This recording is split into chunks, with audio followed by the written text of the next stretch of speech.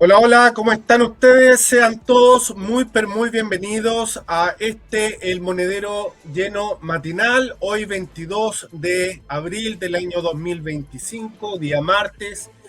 el día donde tenemos como panelista estable a nuestra querida amiga Marcela Ruz. Marcela, ¿cómo estás? Muy buenos días. Hola, muy bien, Emilio. Gusto en saludarte a todos quienes vean este en vivo. Buenos días. Estamos viendo en estos momentos imágenes en directo de lo que está pasando en la Plaza San Pedro, en el Vaticano, después del sensible fallecimiento del Papa Francisco I, quien falleció el pasado lunes, ayer en la mañana. Nos despertábamos en Europa y en América Latina con esta noticia. ¿Qué te parece tus primeras impresiones acerca del fallecimiento del Papa Francisco I? Bueno, antes que todo, inesperado, porque si bien es cierto, era un desenlace que se veía venir, porque últimamente su salud estuvo deteriorada, estuvo grave, luego se estabilizó. En mi caso, no sé, tal vez otras personas, uno esperaba que viniese como un tipo de una internación, una agonía, un estado de inconsciencia tal vez, y que pasara esto, pero no nos imaginábamos que iba a estar en el Urbi et Orbi el día anterior, dando el mensaje apareciendo en el balcón, ¿cierto?, en el Vaticano, mostrando, es decir, saludando a las personas e entregando un discurso, que bien no lo leyó él, pero él tuvo participación de ese discurso. Y que un par de horas más tarde se anunciara su muerte fue sorprendente, fue sorprendente. Incluso hablábamos antes de hacer este video de que el Papa, su médico de cabecera, había dado algunas palabras en la prensa italiana diciendo que había sido un gran santo padre, pero había sido un muy mal paciente, que en el último fin de semana habían dado para el Papa completo reposo, el reposo que él no escuchó, se levantó y estuvo presente en un día pero tan importante para todos los católicos de todo el mundo. Podríamos hablar también de que en estos momentos hay miles y miles de comitivas que se están organizando a lo largo y ancho de todo el planeta para asistir a los funerales que se van a desarrollar este día sábado 26 de abril a las 10 de la mañana hora Roma, 9 de la mañana hora Londres, 4 de la mañana hora Chile. Mañana miércoles el féretro será trasladado a la Basílica eh, Vaticina para recibir el homenaje de los fieles, y el sábado su ceremonia funeral será acompañada por presidentes de decenas de diferentes países a lo largo del mundo. Al término serán sus restos trasladados a la Basílica de Santa María de Mayol para su entierro final, como así el Papa Francisco lo había dejado escrito y manifiesto en su testamento. Como muchos saben, el Papa Francisco I hizo algunos cambios importantes en la regla de los funerales de los pontífices, como refleja el Ordo Eximarum Romani Pontificis. El cuerpo será depositado en un único ataúd de madera forrado por dentro por zinc, y se expondrá directamente el féretro abierto, pero no en un eh, catafalco como se había hecho hasta ahora con los distintos papas. Por último, se elimina también la tradición de enterrar a los papas en tres diferentes ataúdes, uno de cipres, otro de plomo y un tercero de roble. Marcela, ¿cómo ves los próximos días y semanas cuando se empiece a desarrollar los diferentes cónclaves y qué es lo que se tiene que fijar la gente, porque esto obviamente va a colocar en la mesa la nueva dirección de la Iglesia Católica, para dónde van a ir orientados las próximas políticas del Vaticano. Vamos a ver caso si el próximo papa va a ser un papa que va a tomar el legado de Francisco I,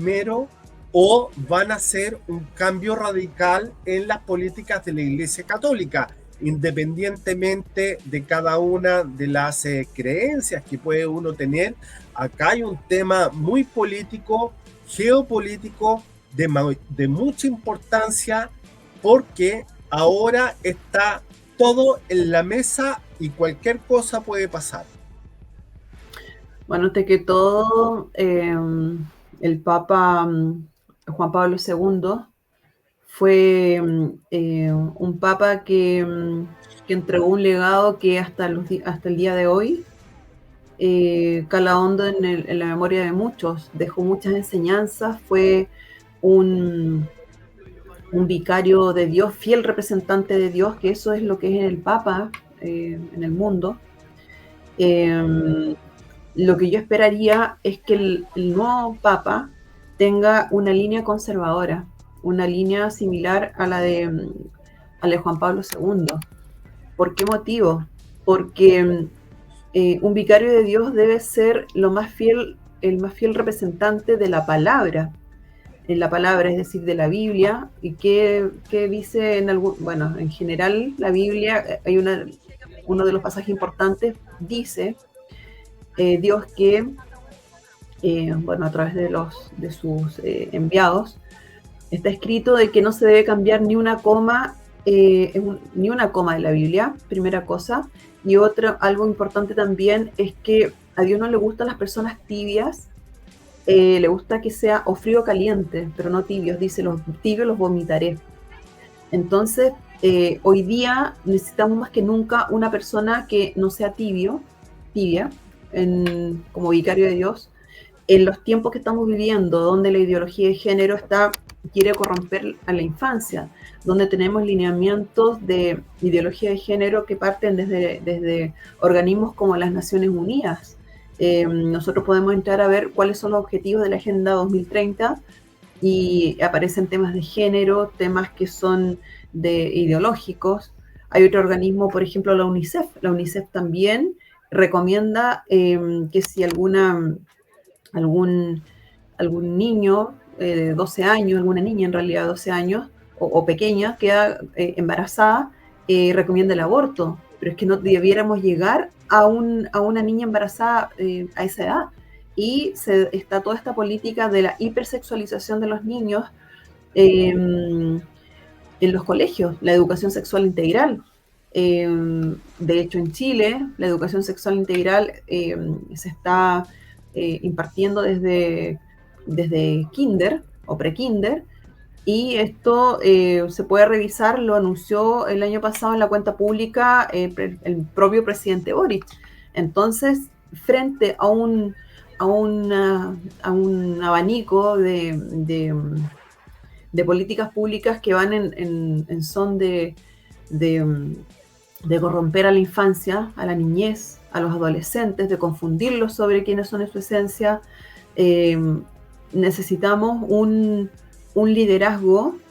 y exactamente, justamente esta plataforma de la figura del Papa, que es el máximo representante de la Iglesia Católica o de Jesús en el mundo, que pueda ser conservador, que pueda volver a poner las cosas en su lugar, que vuelva a ser un fiel representante de la palabra, que pueda hacer llamados de atención a estas malas políticas públicas, no tibio, no de repente hablar sobre que el aborto está mal, no, en realidad hoy día se requiere también que sea un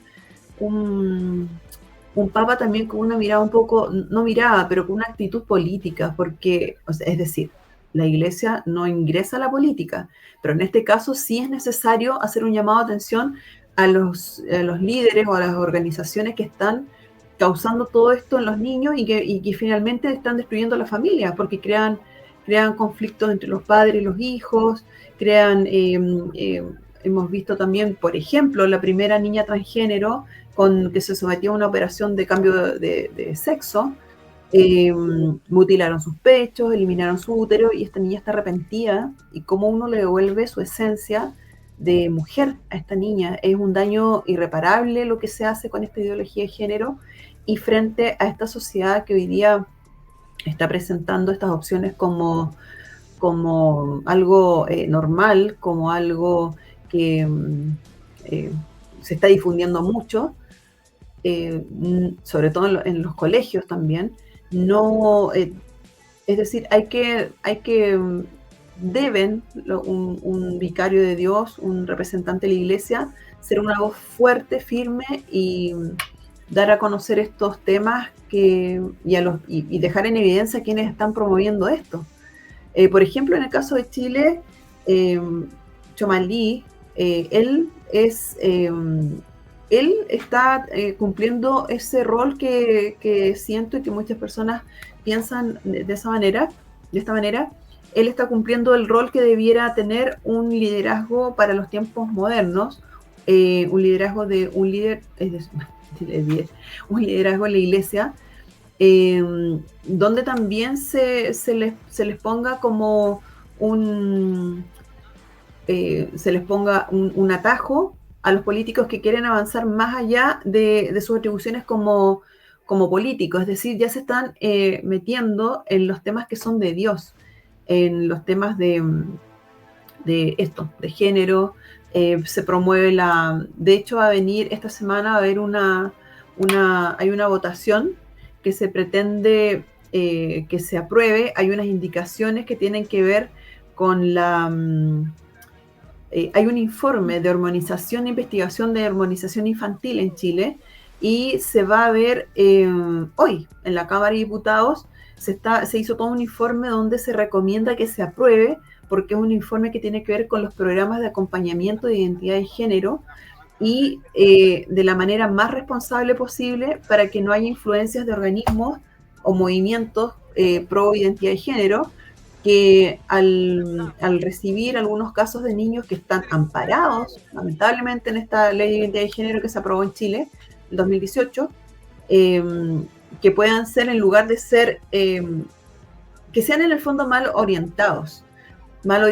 porque eso es lo que están haciendo estas organizaciones que tienen que ver con temas de género. Están reafirmando a los niños en su inseguridad y es el daño que puede llegar a ser, como lo que comentaba esta chica de 15 años, puede llegar después a eso. Se comienza con un cambio de nombre, sexo registral en su cédula de identidad y hormonizaciones. En Chile han habido hormonizaciones y han habido algunas operaciones también. Y bueno, y este informe es el que se está pidiendo que se apruebe, porque es un informe que se confeccionó con personas responsables, personas que hace mucho tiempo están haciendo seguimiento a este tipo de leyes o de malas políticas públicas que dañan a los niños y a la infancia,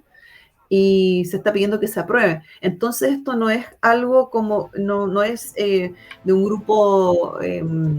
conspiranoico, no es tampoco un tema de un grupo que está fantaseando, son temas reales que están ocurriendo, donde los políticos están insertando este tipo de malas políticas públicas, y hay otro grupo que está como Ola Celeste, que también Antofagasta, que parte de la defensa de la vida del niño, del ser humano que está por nacer. También defendemos a la niñez. Entonces, por algo existe esta otra contraparte, porque estos temas pasan. Entonces, volviendo al tema del nuevo vicario de Dios, creo que es importante que sea una persona que ocupe su liderazgo, su fuerte liderazgo, para detener esta ola de ideología que no nos sirve en la sociedad. No nos sirve y que va contrario totalmente a la palabra, totalmente contrario a la palabra de Dios. hay muchos temas que analizar con la gestión de Francisco I. Obviamente que es un tema sumamente respetable, la situación que se está viviendo en estos momentos en el Vaticano, pero hay muchas voces que han salido a avalar, a felicitar, pero también a criticar la tarea de Francisco I. Ningún papa es 100% perfecto, todos los papas han tenido sus altos y bajos, y dentro de los bajos que podríamos hablar de el Papa Francisco I, es lo que hoy día la prensa europea habla sobre el silencio que ha tenido el Santo Padre y el Vaticano con la islamización de Europa. Esa corriente del Islam que llegó a Europa agresivamente y que la Iglesia Católica no hizo absolutamente nada al respecto, ni siquiera un abismo de parar o de contrapesar la situación con las distintas sociedades europeas, con los problemas que esto también ha traído, problemas que hemos visto en distintas capitales y en distintas ciudades principales de Europa, y soy testigo de ello porque estoy viviendo acá en el Reino Unido. Otro tema que se habla acá en Europa es sobre el silencio nuevamente del Papa con los graves asesinatos de cristianos en Nigeria. Esta noticia que dio la vuelta al mundo, siempre se esperó por todos los medios de comunicación un pronunciamiento oficial del Papa, no de la Iglesia, del Papa con respecto a esto, y eso nunca llegó. Y podríamos seguir, creo que obviamente lo que estoy diciendo es lo que se está viendo en la prensa europea en estos momentos, y Marcela también está dando su punto de vista con respecto a lo que ella está viviendo y lo que ella está siempre muy cerca, porque hay que reconocer que Marcela siempre se ha preocupado, y no es desde ahora, que siempre se ha preocupado por los niños de Sudamérica, especialmente los niños de Chile,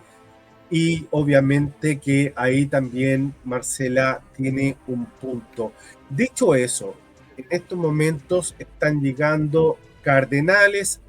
a Roma, están llegando los representantes de las distintas iglesias.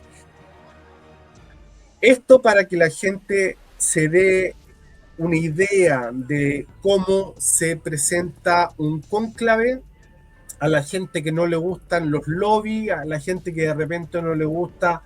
este tipo de las comunicaciones interempresariales, esto es la creme de los lobbies. O sea, los cardenales no llegan solos, los cardenales llegan con asesores, abogados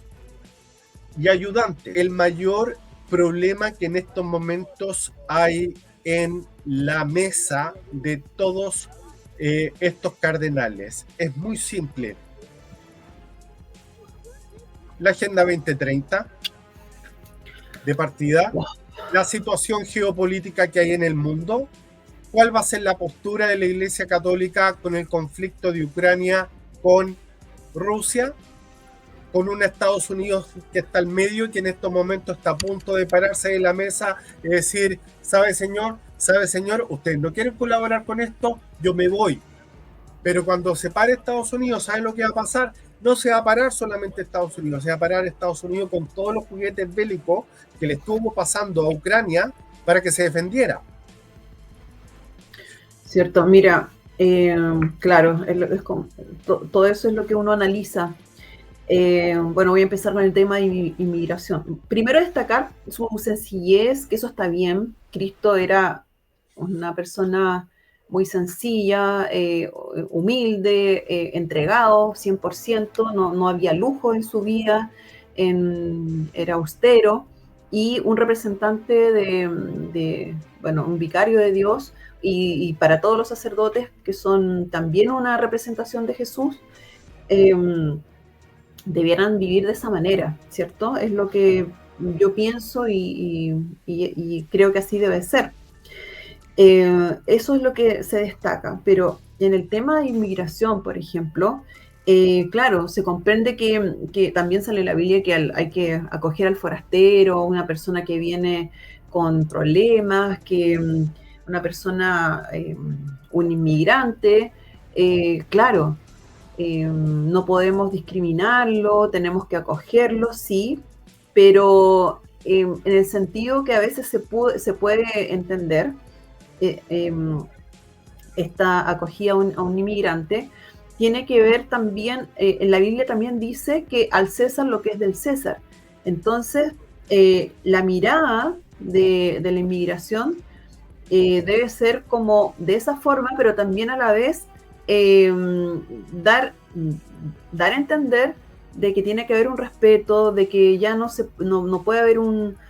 desorden como lo que pasa, bueno, en Londres, es decir, en donde estás tú, en Inglaterra también hay muchos musulmanes, han hecho unas marchas que son pero gigantes con personas, tienen otras costumbres, no respetan las costumbres de, de, mm, del país donde llegan, no llegan de la manera que debe ser, digamos, de pasar por migración, decir quiénes son, mostrar sus antecedentes, porque varios de ellos o muchos tienen antecedentes penales. Entonces, esto es lo que nos empieza a crear un conflicto interno y esto, la paz, es decir, esto es contrario a la paz y la iglesia no debiera hablarlo, también debiera tener una voz en ese sentido, una voz en paralelo, una voz en paralelo. En el tema, por ejemplo, cuando el Papa decía que había, bueno, el conflicto de la guerra es lamentable, él lo lamentaba también, hablaba sobre liberar a rehenes, es complicado, ahí volvemos a lo mismo, porque al César lo que es del César, ¿por qué? Porque, disculpa, porque que hay rehenes que es muy difícil que los puedas dejar libres, porque en el caso de los conflictos que hay, que existen, por ejemplo, los palestinos, eh, hay terrorismo, hay terroristas, hay personas que ni siquiera no tienen ningún tipo de compasión con adultos, es decir, con adultos mayores, con niños, con nada. Todo lo hacen en nombre de Alá y cometen estos actos terroristas. Y si hay una persona que es rehén de esta índole, es difícil que pueda, es decir, no es adecuado que pueda ser liberado. Entonces, eso depende del caso y es un lugar donde uno no, donde la iglesia no pudiera, bueno, lo puede decir, pero no, tampoco debiera interferir. A eso me refiero con lo que es del César del César. Marcela, lo que tú estás diciendo también tiene un matiz. Perdón, matiz no es la palabra, es un complemento a lo que estás diciendo. Una de las cosas que también Israel resaltó, no hace meses, sino que después de días y semanas en las cuales jamás el grupo terrorista palestino atacara al pueblo de Israel, en Israel, donde no mató a israelitas, sino que mató ciudadanos de todo el mundo porque estaban en un festival internacional. Sí. ¿Cuánto se demoró el Papa? ¿Cuánto se demoró el Papa en condenar esta situación? Él se pronunciaba simplemente acerca de la gente de Gaza, que es muy loable lo que había dicho. Murió mucha gente, está muriendo mucha gente inocente y se siente, pero la condena de la cabeza de la Iglesia Católica debería haber puesto los dos dolores encima de la mesa por iguales y no esperar que haya prácticamente condena y presión de Estados Unidos, Israel, Inglaterra y otros países más hacia el Vaticano para que se pronuncie acerca de una situación de carácter mayor como fue el ataque de el grupo palestino Hamas, el grupo terrorista Hamas, porque todos estos comentarios, incluso yo lo he dicho anteriormente cuando he hecho programas, análisis revisando el tema de la geopolítica. Nosotros respetamos y tenemos un cariño profundo al pueblo palestino, pero obviamente que nosotros no tenemos ese mismo sentimiento a los grupos terroristas. Te quiero invitar, Marcela, si te parece, a que veamos cómo fue ese recibimiento en la Plaza de San Pedro cuando fue anunciado el humo blanco que había llegado al Vaticano cuando había sido electo el Papa Francisco I, que obviamente que no sabíamos cómo se iba a llamar. Presente en la celebración del Domingo de Ramos. Que tuvo el Papa Francisco, en los cuales se están mostrando las imágenes del pasado 13 de abril, que fue el Domingo de Ramos. Se veía a un Santo Padre cansado, muy enfermo, muy hinchado,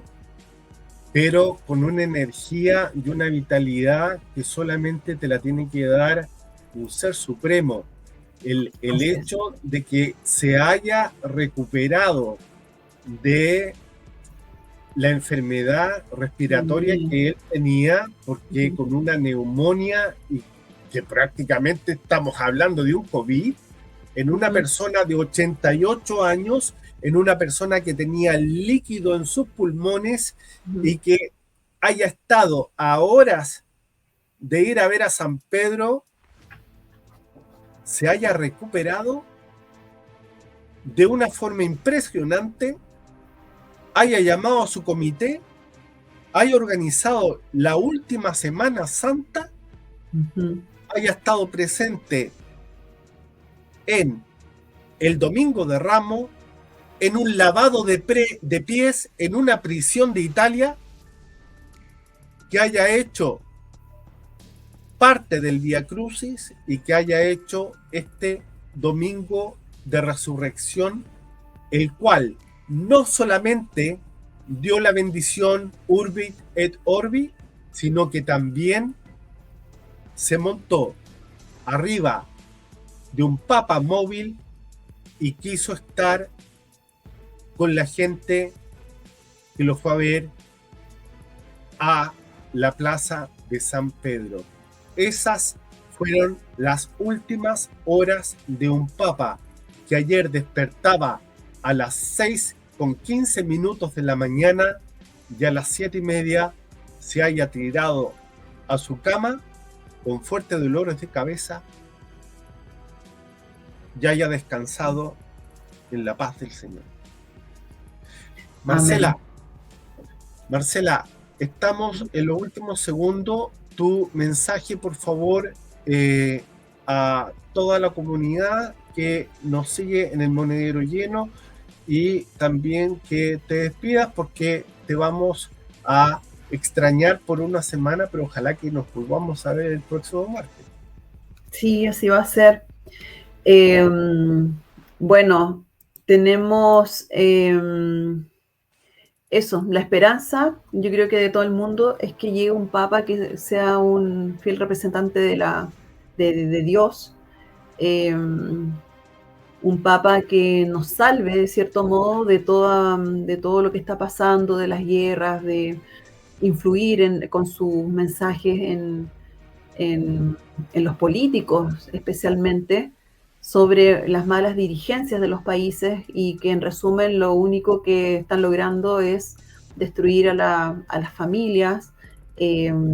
a poder vivir en paz. Yo eso es lo que espero de un nuevo papa, que sea de la línea conservadora, esperar que los cardenales tomen la mejor decisión y bueno, que descanse en paz el Papa Francisco primero, y que Dios bendiga al nuevo Papa, que nos pueda dar un nuevo aliento de esperanza, de fe, y que sea una guía y luz para el mundo. Muchas gracias, Marcela, y a todos ustedes los voy a ver mañana a esta misma hora. Un abrazo grande y que Dios los bendiga. Chao, chao, chao. Chao.